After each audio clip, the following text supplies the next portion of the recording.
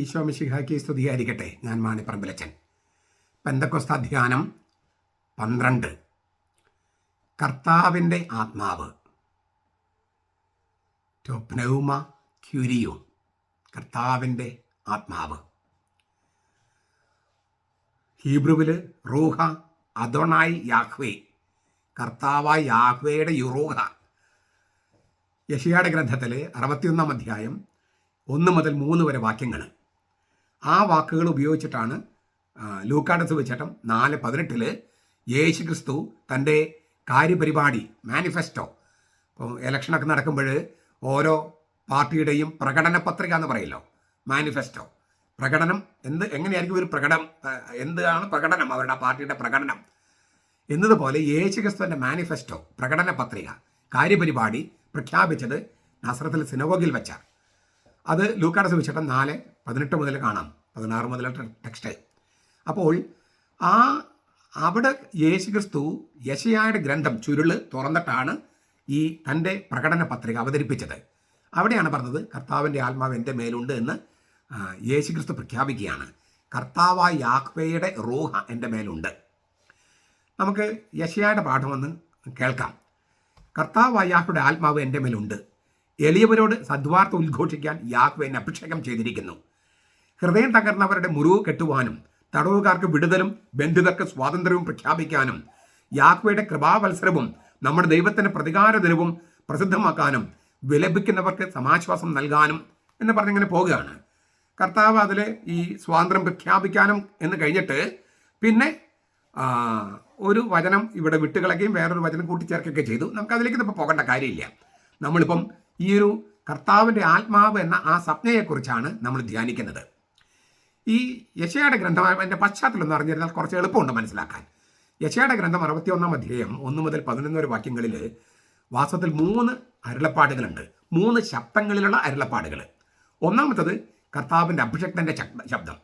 അത് 61-ാം അധ്യായം 1 മുതൽ 7 വരെ വാക്യങ്ങളാണ്. കർത്താവിൻ്റെ അഭിഷക്തൻ്റെ സ്വരമാണത്. രണ്ടാമത്തത് കർത്താവിൻ്റെ സ്വരമാണ്. യെശയ്യായുടെ ഗ്രന്ഥം 61:8-9 വാക്യങ്ങൾ. മൂന്നാമത്തത് സിയോൻ നഗരത്തിൻ്റെ സ്വരമാണ്. 61 യെശയ്യ 61:10-11 വാക്യങ്ങൾ. ഞാൻ നേരത്തെ പറഞ്ഞതുപോലെ ഇതിൻ്റെ മൊത്തം ഒരു വ്യാഖ്യാനത്തിലേക്കല്ല നമ്മൾ പോകുന്നത്. നമ്മൾ ഈ കർത്താവിൻ്റെ ആത്മാവ് എന്ന ആ വാക്യൻ്റെ ആ സംജ്ഞയുടെ അർത്ഥം മനസ്സിലാക്കാൻ ശ്രമിക്കുകയാണ്. ഈ സഹനത്തിൻ്റെ തീച്ചൂളിലായിരിക്കുന്നവർക്ക് കാരുണ്യത്തിൻ്റെയും സുവിശേഷത്തിൻ്റെയും നല്ല വാർത്ത, സുവിശേഷം നല്ല വിശേഷത്തിൻ്റെയും സേവനം ചെയ്യാൻ ആത്മാവിനിൽ അഭിഷക്തനായ ആളാണ് ഇവിടെ സംസാരിക്കണേ. യെശയ്യ 61-ാം അധ്യായം 1 മുതൽ 7 വരെ. അതിലത്തെ 1 മുതൽ 2 വാക്യങ്ങളാണ് യേശു നസറത്തിൽ സിനഗോഗിൽ ഉപയോഗിച്ചത്. യെശയ്യായുടെ ഗ്രന്ഥത്തിൽ ആരാണ് ഈ അഭിഷക്തനെന്ന് കൃത്യമായിട്ട് പറഞ്ഞിട്ടില്ല, യെശയ്യാ ഗ്രന്ഥത്തിൽ പറഞ്ഞിട്ടില്ല. എന്നാൽ യെശയ്യായുടെ ഗ്രന്ഥത്തിൽ മറ്റ് പലയിടത്തും ദാവീദ് വംശത്തിൽ നിന്നുള്ള മിശിഹാ രാജാവിനെ കുറിച്ചുണ്ട്. 11-ാം അധ്യായം 1 മുതൽ 5 വരെ. കർത്താവിൻ്റെ ദാസനെക്കുറിച്ച് 4 കീർത്തനങ്ങളുണ്ട്. ഒന്നാമത്തെ കീർത്തനം 42-ാം അധ്യായം 1 മുതൽ 4 വരെ കാണാം. ആത്മാവിൻ്റെ അഭിഷേകം എന്നുള്ള വാക്ക് തന്നെ അവിടെ ഉപയോഗിച്ചിട്ടുണ്ട് യെശയ്യാ 42:1. കാരുണ്യത്തിന് ശുശ്രൂഷയാണ് ഈ അഭിഷേക്തം ചെയ്യുക എന്ന് യെശയ്യായുടെ ഗ്രന്ഥം 42-ാം അധ്യായം 2-3 വാക്യങ്ങളിലും 6-7 വാക്യങ്ങളിലും പറഞ്ഞിട്ടുണ്ട്. ദൈവകൃപയുടെ വത്സരം എന്ന വാക്ക് ഉപയോഗിച്ചിട്ടുണ്ട് 49:8 യെശയ്യാ. ഇവയെല്ലാം ഈ അഭിഷിക്തനായ കർത്താവിൻ്റെ ദാസന്റെ നിയോഗമായിരുന്നു. പ്രവാചകൻ ഇങ്ങനെ പറയുന്നു എന്ന മുഖവരയോടെയാണ് ഇതിൻ്റെ താർഗും ആരംഭിക്കുന്നത്. താർഗം എന്ന് പറഞ്ഞാൽ ഈ ഹീബ്രു ഭാഷ അറിയാത്തവർക്ക് വേണ്ടി അരാമിയ ഭാഷയിൽ അല്ലെങ്കിൽ സുറിയാനി ഭാഷയിൽ നൽകിയ ഒരു പാരഫ്രൈസിങ്, തനി തർജ്ജമയല്ല, വ്യാഖ്യാനത്തോട് കൂടിയ ഒരു തർജ്ജമ എന്ന് പറയാം. അതാണ് ഈ താർഗം എന്ന് പറയണേ. അങ്ങനെ ഈ തിരുവചനങ്ങളുടെ താർഗും അരാമിയ ഭാഷയിലുള്ള ഹീബ്രു ബൈബിളിൻ്റെ അരാമിയ ഇൻ്റർപ്രിട്ടേഷൻ, അത് കർത്താവിൻ്റെ പ്രവാചകൻ ഇങ്ങനെ പറയുന്നു എന്ന മുഖപരിയോടെ പ്രവാചകൻ ഇങ്ങനെ പറയുന്നു. ചരിത്രപരമായിട്ട് നോക്കിയാൽ സിയോന്റെ മഹത്വം പുനരാവിഷ്കരിച്ച കർത്താവിൻ്റെ അഭിഷക്തനായ ഒരു സേവകനാണ് ഈ പ്രവാചകൻ ഇങ്ങനെ പറയുന്നു. ചരിത്രപരമായി സിയോന്റെ മഹത്വം പുനരാവിഷ്കരിച്ച കർത്താവിൻ്റെ അഭിഷക്തനായ സേവകനാണ് ഈ പ്രവാചകൻ. ഈ 61-ാം അധ്യായം യെശയ്യാ 61:3 പിന്നെ 60:21 ഇത് തന്നിലൊന്ന് പൊരുത്തപ്പെട്ട് നോക്കിയാൽ നമുക്ക് അർത്ഥം മനസ്സിലാകും. എന്നാൽ അത് അന്നത്തെ ചരിത്രത്തിൽ അർത്ഥമാണ്. ചരിത്രത്തെ ഖണ്ഡിക്കാതെ ചരിത്രത്തെ കവച്ചു വയ്ക്കുക. അതാണ് തിരുവചനത്തിന്റെ സ്വഭാവം. ചരിത്രത്തിന് ഒരു അർത്ഥമുണ്ടാകും, എന്നാൽ ചരിത്രത്തെ കവിഞ്ഞു പോകുന്ന ഒരു അർത്ഥമുണ്ടാകും. അതുകൊണ്ടാണ് ദൈവവചനമായിരിക്കുന്നത്. അതാണ് വേദത്താളുകളുടെ തിരുവചനങ്ങളുടെ പ്രകൃതം തന്നെ, സ്വഭാവം തന്നെ അങ്ങനെയാണ്. ഇപ്പോൾ ഇമ്മാനുവൽ ശിശു, അന്ന് ഹിസക്കി എന്ന് പറഞ്ഞ രാജാവിനെ കുറിച്ചായിരിക്കും ഈ ഇമ്മാനുവൽ ശിശു എന്ന് പറഞ്ഞത്. അദ്ദേഹം നല്ല രാജാവായിരുന്നു. പക്ഷേ അത് ചരിത്രത്തിൽ പൂർണ്ണമായും അദ്ദേഹത്തിന് ഈ ഇമ്മാനുവൽ ശിശുവിനെ കുറിച്ച് പറഞ്ഞ കാര്യങ്ങളെല്ലാം പൂർത്തിയാക്കാൻ പറ്റിയില്ല. അപ്പോൾ ചരിത്രത്തിൽ ഒരു അർത്ഥമുണ്ട്, എന്നാൽ ചരിത്രത്തെ കവച്ചു വെക്കുന്ന അർത്ഥമാണ് പിന്നീട് മനസ്സിലായത്. അത് കന്യകയിൽ ജനിച്ച യേശുവാണ് ഇമ്മാനുവൽ ശിശു. അതുപോലെ തന്നെ പഴയ നിയമത്തിൽ മിശിഹാ രാജാവ് എന്നുള്ള ശീർഷകമുണ്ട്, ദ മെസ്സിയാനിക് കിങ്.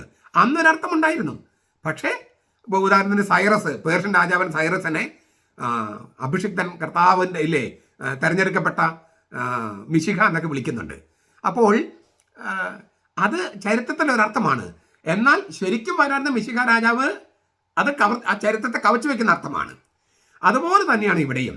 അന്ന് ഈ സിയോൻ എന്ന് പറയുന്ന ജെറൂസലേമിൻ്റെ മഹത്വം പുനരാവിഷ്കരിച്ച കർത്താവിൻ്റെ അഭിഷിക്തനായ ഒരു സേവകനാണ് ഈ പ്രവാചകൻ എന്നാണ് നമുക്ക് മനസ്സിലാക്കാൻ കഴിയുക. അത് ചരിത്രത്തിലർത്ഥം. എന്നാൽ ചരിത്രത്തെ കവച്ചു വെച്ച് പോകുന്ന ഒരു അർത്ഥമുണ്ട്. ആ അർത്ഥം എന്താണ്? പരിശുദ്ധാത്മൻ അഭിഷിക്തനായ നസറത്തിൽ യേശു ഈ തിരുവചനം ഉപയോഗിച്ചുകൊണ്ട് ഇങ്ങനെ പറഞ്ഞു. നസറത്തിൽ സിനഗോഗിൽ വെച്ചിട്ട് പറഞ്ഞു, ഈ യെശയ്യാ പ്രവാചകൻ അരുളി ചെയ്ത ആ തിരുവചനങ്ങൾ നിവൃത്തിയായിരിക്കുന്ന ആളാണ് ഞാൻ. നിങ്ങൾ കേട്ടിരിക്കെ ഈ വാക്കുകൾ, ഈ വചനം എന്നിൽ നിറവേറിയിരിക്കുന്നു. അപ്പോഴാണ് ഈ തിരുവചനങ്ങൾക്ക് ശരിക്കും പൊരുൾ വന്നത്. പഴയ നിയമത്തിലെ ചരിത്രത്തിലെ ആ അർത്ഥത്തെ കവിച്ചു വെച്ച് ദൈവികമായി ഒരു അർത്ഥം വന്നു ചേർന്നതും അത് യേശുവിൽ പൂർത്തിയായെന്ന് യേശു പ്രഖ്യാപിച്ചപ്പോഴാണ്. അപ്പോഴാണ് തിരുവചനത്തിന്റെ ശരിക്കുള്ള പൊരുൾ വെളിപ്പെട്ട് കിട്ടിയത്. അപ്പൊ ഈ കർത്താവായ യാഹ്വയുടെ ആത്മാവിന്റെ മേലുണ്ട് എന്ന് യേശു പറയുമ്പോൾ എന്താണ് ഉദ്ദേശിക്കുന്നത്? ഈ കർത്താവായ യാഹ്വേ ഹീബ്രുവിൽ അങ്ങനെയാണ്, അദോണായ് യാഹ്വേ എന്നാണ് ശരിക്കും ഹീബ്രുവിൽ. രണ്ട് വാക്കും കർത്താവ് നമ്മൾ തർജ്ജമ ചെയ്യണേ. അതായത് അദോണ എന്ന വാക്ക് കർത്താവ് എന്നാ തർജ്ജമ ചെയ്യുന്നു, യാഹ്വേ എന്ന വാക്കും കർത്താവ് എന്നാ തർജ്ജമ ചെയ്യുന്നു. അപ്പൊ കർത്താവ് എന്ന് പറയാൻ പറ്റില്ലല്ലോ. അപ്പൊ കർത്താവിന്റെ ആത്മാവ് എന്ന് പറയുന്നതിന് പകരമാണ്, ആവർത്തനം ഒഴിവാക്കാനാണ് കർത്താവായ ദൈവത്തിന്റെ ആത്മാവ് എന്ന് ചിലർ തർജ്ജമ ചെയ്യുന്നത്, അല്ലെങ്കിൽ പരമാധികാരിയായ കർത്താവ് എന്ന് തർജ്ജമ ചെയ്യുന്നത്. ഈ തർജ്ജമ ചെയ്യാതിരിക്കുകയാണെങ്കിൽ ഞാൻ ഇങ്ങനെ പറയുക, അദോണായ് ആയ യാഹ്വയുടെ ആത്മാവ്, അദോണായ് ആയ യാഹ്വയുടെ ആത്മാവ് എന്ന് വെച്ചാൽ പരമാധികാരിയായ യാഹ്വയുടെ ആത്മാവ് എന്ന് തന്നെയാണ് അർത്ഥം. മിശിഹാ രാജാവിന് മേലെ, അതായത് യേശുവാണ് മിശിഹാ രാജാവ്. ആ മിശിഹാ രാജാവിന് മേലെ ദൈവമായ കർത്താവിൻ്റെ, പരമാധികാരിയായ ദൈവത്തിൻ്റെ ആത്മാവ് അഭിഷേകം ചെയ്തിരിക്കുന്നു. അഭിഷേകം എന്ന വാക്കിന് അർത്ഥം പരിശുദ്ധാത്മാവിൻ്റെ വരവ്, പരിശുദ്ധാത്മാവെന്ന് വധിക്കുക, അതിനാണ് അഭിഷേകം എന്ന് പറയണേ. പരിശുദ്ധാത്മാവെന്ന് വധിക്കുക, അതിനാണ് അഭിഷേകം എന്ന് പറയണേ. അങ്ങനെ യേശു അഭിഷേകം ചെയ്ത രംഗങ്ങളുണ്ട്. ഇപ്പം നമ്മൾ ഈ പെന്തക്കോസ്ത് ദൈവസഭക്കാരും മറ്റുമൊക്കെ നമ്മളെ കുറ്റപ്പെടുന്നത് നിങ്ങൾക്ക് പരിശുദ്ധാത്മാവ് കാച്ചിക്കുറുക്കിയ എണ്ണയാണെന്നാണ്. ഈ തൈലം ഉപയോഗിച്ചാണ് അഭിഷേകം. ഒരു കാണപ്പെടുന്ന അടയാളം വേണമല്ലോ. പരിശുദ്ധാത്മാവിൻ്റെ വരവ് മുദ്രിതമാക്കണം. നിങ്ങൾ ആത്മാവിൽ മുദ്രിതമാക്കപ്പെടുന്നതാണ്. അപ്പോൾ പരിശുദ്ധാത്മാവിൻ്റെ മുദ്ര, അത് ശ്ലൈഹിക കൗദാശ പിന്തുടർച്ചയിലുള്ള, അപ്പോൾ അങ്ങനെയുള്ള ഒരു അഭിഷേക തൈലം. ആ അഭിഷേകം എന്ന് പറയുന്നത് ഈ തൈലം പൂശലാണ്, അത് അടയാളം. പക്ഷെ അതിൻ്റെ ഉള്ളടക്കം എന്താണ്? പരിശുദ്ധാത്മാവ് വരുന്നതാണ്. യേശുക്രിസ്തു അങ്ങനെ ചെയ്തിട്ടുണ്ട്.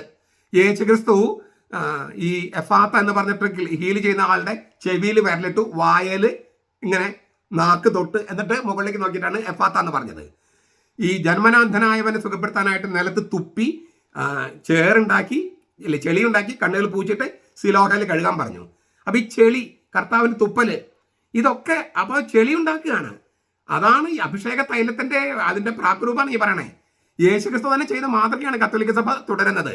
അതിനെ കാച്ചിക്കുറുക്കി എണ്ണ എന്നൊക്കെ പറഞ്ഞ് ഇവർ വളരെ മോശമായിട്ട് അവതരിപ്പിക്കുക, തിരുവചനങ്ങൾ വ്യഭിചരിക്കുകയാണ് അവർ. ചുരുക്കത്തിൽ അഭിഷേകം കാണപ്പെടുന്ന അടയാളം കൊണ്ടുള്ളത് അഭിഷേകമുണ്ട്, തൈലം കൊണ്ട്. അതിലൂടെ പരിശുദ്ധാത്മാവിൻ്റെ ആവാസം മുദ്രിതമാക്കുകയാണ്. കർത്താവായ യേശുക്രിസ്തുവിന്റെ കർത്താവായ യാഹ്വയുടെ പരമാധികാരി യാഹ്വയുടെ ആത്മാവ് എൻ്റെ മേലുണ്ട്. ദരിദ്രരോട് സുവിശേഷം പ്രസംഗിക്കാൻ അവിടെ തന്നെ അഭിഷേകം ചെയ്തിരിക്കുന്നു. പരിശുദ്ധാത്മാവിന്റെ ആവാസത്തെ മറ്റൊരു വാക്കിലൂടെ അവതരിപ്പിക്കുകയാണ്, എന്നെ അഭിഷേകം ചെയ്തിരിക്കുന്നു. ഈ മിശിഹാരാജൻ സമുദായത്തിനും ഇതേ ആത്മാവ് നൽകപ്പെടുമെന്ന് യോയേൽ പ്രവാചകൻ യോയേൽ 3-ാം അധ്യായം പറയുന്നുണ്ട്, 2-ാമത്തെ അധ്യായം പറയുന്നുണ്ട്, സക്രിയയുടെ പ്രവചനത്തിൽ 12:10 പറയുന്നുണ്ട്. അത് 2 പൗരോഹിത്യത്തിൻ്റെ ആത്മാവാകാമെന്ന് യെഹെസ്കേൽ പ്രവാചകൻ പറയുന്നുണ്ട്, പ്രവാചകത്വത്തിൻ്റെ ആത്മാവാകാമെന്ന് യെശയ്യാ പ്രവാചകൻ പറയുന്നുണ്ട്. ഇത് രണ്ടും ശരിയാണ്. അപ്പൊ ദൈവത്തിന്റെ സവിശേഷ പ്രവൃത്തിയിലേക്കും പരിശുദ്ധ തൃത്വത്തിലെ 3-ാമത്തെ ആളിലേക്കും സൂചന നൽകുകയാണ് ഈ ദൈവമായ കർത്താവിൻ്റെ ആത്മാവ് എന്ന വാക്ക്. ദൈവത്തിന്റെ സവിശേഷ പ്രവൃത്തിയിലേക്കും പരിശുദ്ധ തൃത്വത്തിലെ 3-ാമത്തെ ആളിലേക്കും സൂചന നൽകുന്ന വാക്കാണ് ദൈവമായ കർത്താവിൻ്റെ ആത്മാവ്, അല്ലെങ്കിൽ അദോണായി ആയ കർത്താവിൻ്റെ ആത്മാവ്. പിന്നീട് കർത്താവ് വെളിപ്പെടുത്തുകയാണ്, പിതാവിൻ്റെയും പുത്രൻ്റെയും പരിശുദ്ധാത്മാവിൻ്റെയും നാമത്തിലേക്ക് സ്നാനപ്പെടുത്തുക. മത്തായി 28:19. അതായത് തൃത്വത്തെക്കുറിച്ചുള്ള വെളിപാട് അപ്പോൾ പൂർണ്ണമാകുകയാണ്. അദോണായി ആയ കർത്താവിൻ്റെ ആത്മാവ്, അദോണായി ആയ കർത്താവിൻ്റെ ആത്മാവ്. കർത്താവ് ദൈവപിതാവ്, അദോണായി ആവന്നാൻ പുത്രൻ തമ്പുരാൻ, പരിശുദ്ധാത്മാവ്. 3 ആളിലേക്കും സൂചന നൽകുന്നൊരു വാക്കാണ് ഈ ദൈവമായ കർത്താവിൻ്റെ ആത്മാവ്. ദൈവം, കർത്താവ്, ആത്മാവ്, പരിശുദ്ധ തൃത്വം. അപ്പോൾ പരിശുദ്ധ തൃത്വത്തിലേക്ക് സൂചന നൽകുന്ന ഒരു പദസന്ധിയാണ് ഈ ദൈവമായ കർത്താവിൻ്റെ ആത്മാവ്. മാത്രമല്ല ദൈവത്തിൻ്റെ സവിശേഷ പ്രവൃത്തി, അതായത് പ്രവാചകനായിട്ട് ചിലരെയും പുരോഹിതരായിട്ട് ചിലരെയും അഭിഷേകം ചെയ്യുന്ന ഇങ്ങനെ പരിശുദ്ധാത്മനെ കൊടുത്ത് മുദ്രിതമാക്കുന്ന ആ പ്രവൃത്തിയെയും ഈ വാക്ക് സൂചിപ്പിക്കുന്നുണ്ട്. നമുക്കറിയാം, ക്രിസ്ത്യാനികൾ മാമോദിസ സ്വീകരിക്കുമ്പോൾ ഈ ആത്മാവിനെയാണ് സ്വീകരിക്കുന്നത്. അപ്പോൾ അവർക്ക് പൗരോഹിത്യത്തിൻ്റെ രാജകീയ പൗരോഹിത്യത്തിൻ്റെ ആത്മാവുണ്ട്, പ്രവാചകത്വത്തിൻ്റെ ആത്മാവുണ്ട്, പിന്നെ മറ്റുള്ളവരെ നയിക്കുന്നതിൻ്റെ ആത്മാവുണ്ട്. അതേസമയം ചിലരെ ശുശ്രൂഷ പൗരോഹിതന്മാരായിട്ട് നിയമിക്കുന്നു. അപ്പോൾ അവർക്ക് ഈ ദൗത്യങ്ങളെല്ലാം കുറച്ചുകൂടി വേറൊരു ഡിഗ്രിയിൽ, ശുശ്രൂഷ പൗരോഹിത ഡിഗ്രിയിൽ അവർക്ക് ലഭിക്കുന്നു. അങ്ങനെയൊക്കെ ഈ കർത്താവിന് കിട്ടിയ ആത്മാവ് കർത്താവിൻ്റെ സമുദായത്തിന്, മിശിഹായുടെ സമുദായത്തിനും കൊടുക്കുന്നു. ആ സമുദായത്തിൽ ചിലർക്ക് അത് വേറൊരു ഡിഗ്രിയിൽ കൊടുക്കുന്നു. ഇങ്ങനെ ഈ പരിശുദ്ധാത്മാവ്, ദൈവമായ കർത്താവിൻ്റെ ആത്മാവ് നിറഞ്ഞു തുളുമ്പി നിൽക്കുന്ന സമുദായത്തെയാണ് കത്തോലിക്ക സഭ എന്ന് വിളിക്കുന്നത്. നമ്മൾ ആ സഭയിൽ അംഗമായിരിക്കുന്നതിൽ അഭിമാനം കൊള്ളുക. ഇതിൽ നിന്ന് വേറിട്ട് പോയവരൊക്കെ തിരിച്ചു കൊണ്ടുവരാനായിട്ട് പരിശ്രമിക്കുക. ഇതിലേക്ക് മറ്റ് മതസ്ഥരോടും ഇങ്ങനെയുള്ള ഒരു ദൈവമായ കർത്താവിൻ്റെ ആത്മാവുള്ള സഭയാണെന്ന് മറ്റുള്ളവർ പറഞ്ഞ് അവരെയും ഈ സഭയിൽ കൊണ്ടുവരിക. ഇതൊക്കെ നമുക്ക് ഈ പെന്തക്കോസ്ത് തിരുനാളുമായിട്ട് ബന്ധപ്പെട്ട്, പരിശുദ്ധ തൃത്വത്തിൻ്റെ തിരുനാളുമായിട്ട് ബന്ധപ്പെട്ട് എടുക്കാവുന്ന നല്ല തീരുമാനങ്ങളാണ്.